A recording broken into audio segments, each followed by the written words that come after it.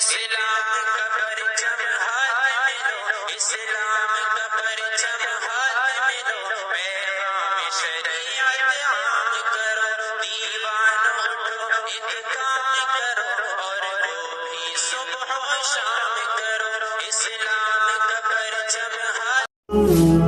شاخ روزے جزا نے ہم کو بتایا اگر دنیا کل تمہارے سامنے آ کر آقا نے فرمایا کہ اگر کوئی میرے ہاتھ میں سورج کو رکھ دے گا، ایک ہاتھ میں چاند کو رکھ دے گا، تب بھی میں اظہار حق سے منہ نہیں موڑوں گا۔ ظالموں، اگر تم سمجھتے ہو کہ ہم اپنا ایمان کا سودا کرتے ہیں تو کوئی کرتا ہوگا مگر ہم نہیں کریں گے۔